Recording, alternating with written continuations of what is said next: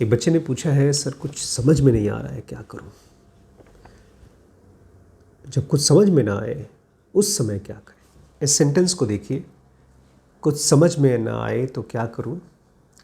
इसका मतलब है हमारे माइंड के लिए समझ एक बहुत बहुत इम्पॉर्टेंट एंटिटी है, बहुत इम्पॉर्टेंट एक्शन है।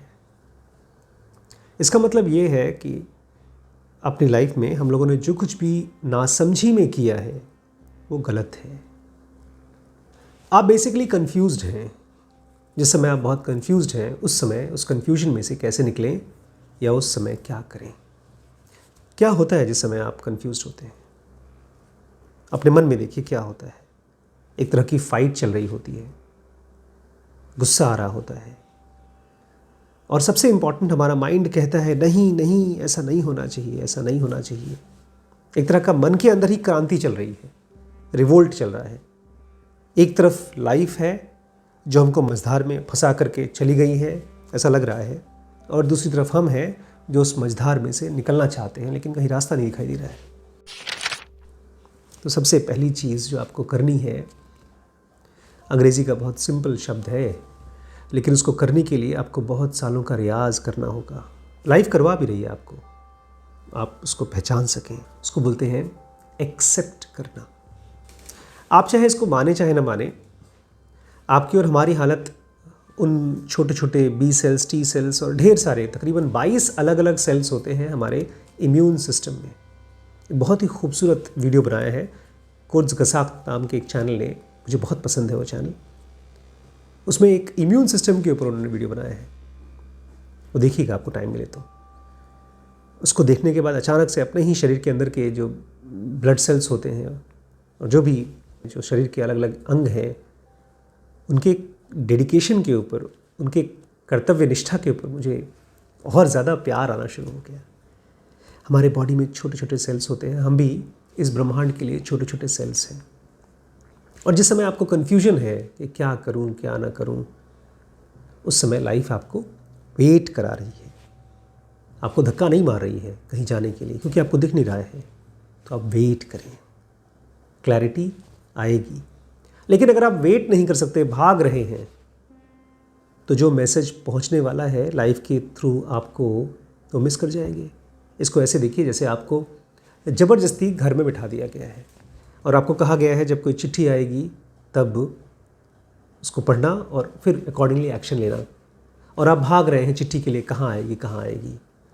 चिट्ठी आपके घर में आएगी, आप जहाँ हैं वहाँ आएगी। इसलिए जिस समय आप बहुत कंफ्यूज्ड हैं, अपने माइंड में अपनी कंफ्यूजन को एक्सेप्ट करिए। दूसरी चीज़ जो कंफ्यूजन में लॉस हो जाती है वो है आपकी श्वास। रामायण देखा है आपने? पढ़ा है? एक बार राम और लक्ष्मण दोनों पाताल में चले गए थे, और बहुत बार ऐसा हुआ है। हनुमान को बार बार बुलाते हैं, हमारी हेल्प करो। जब हमारा माइंड कहीं कंफ्यूज हो जाता है तो हमारा कंसंट्रेशन डिफ्यूज हो जाता है, तो उसके साथ साथ एक चीज़ लॉस होती है, वो है रिदम ऑफ ब्रेथ, श्वास की रिदम। वो बहुत फ्लिकरिंग हो जाती है, उसको गहरी कर लीजिए। ये एक ऑटोमेटिक, ऐसा सोच लीजिए जैसे आपके पास रिमोट कंट्रोल है। जैसे ही टेम्परेचर बाहर गर्म होता है, हम एसी का टेम्परेचर कम कर देते हैं और ठंडा हो जाता है। ऐसे ही आपके अंदर के स्टेट ऑफ माइंड को, अपनी क्लैरिटी को लाने के लिए अपनी ब्रेथ को यूज़ करिए, उसको गहरा करिए।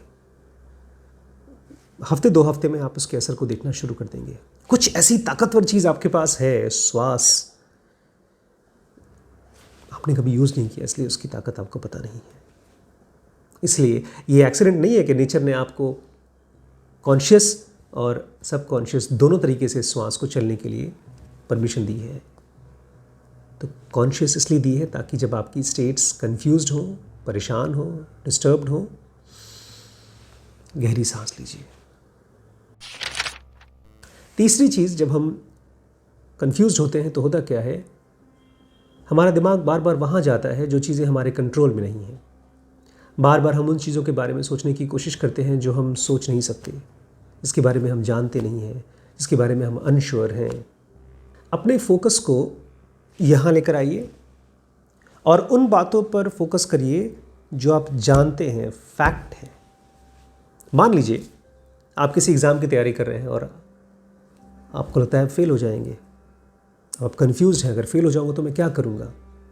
अपने आप को वापस खींच कर ले आइए अपने पास, और क्या क्या चीज़ें हैं आपके पास, कौन कौन सी फैक्ट आप जानते हैं। ठीक है, हो सकता है जो एग्ज़ाम दिया वो फेल हो गए, वो आपके पास नहीं है।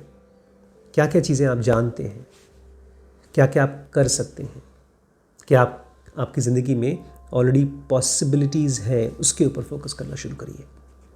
ऐसे सोचिए जैसे आपकी गाड़ी जंगल में ख़राब हो गई है और अब आपको जंगल से बाहर निकलना है, तो क्या चीज़ यूज़ करेंगे, जो भी आसपास में मिलेगा, लकड़ी, पेड़ पौधा, जो भी आपको मिलेगा सर्वाइव करने के लिए। ऐसे ही आपका करंट नॉलेज जो आप जानते हैं फैक्ट के तरीके से, वो आपको हेल्प करता है कंफ्यूज्ड स्टेट में। जब मैं कभी कंफ्यूज होता हूँ तो मैं तो अपनी बॉडी के पास आ जाता हूँ और फिर बॉडी के पास से मैं कहीं और चला जाता हूँ, लेकिन सबसे पहले बॉडी के पास आता हूँ क्योंकि वो सबसे हार्ड बड़ा फैक्ट रूल है हमारे पास, वो है हमारे पास। तो उन चीज़ों पर फोकस करिए जो आपके पास है। मरीजों को क्या बोलते हैं हम लोग? पेशेंट।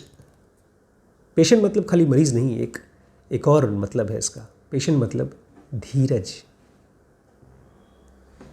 जब हम बड़े खुश होते हैं, बहुत एक्साइटेड होते हैं, सब कुछ अच्छा चल रहा होता है, उस समय हमको धीरज की बहुत आवश्यकता लगती नहीं है।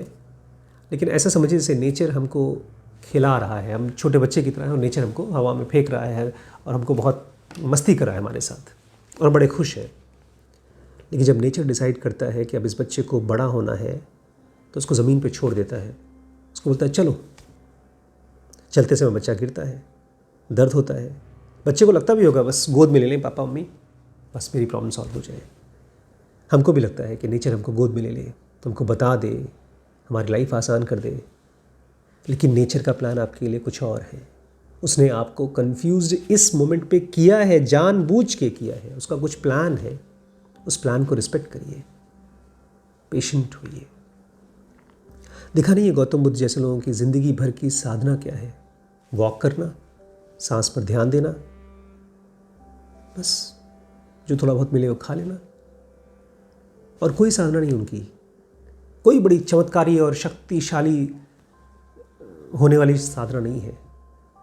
बस सिंपल वेट करना, इंतज़ार करना, पेशेंट होना, माइंड को एकदम पीसफुल बनाना।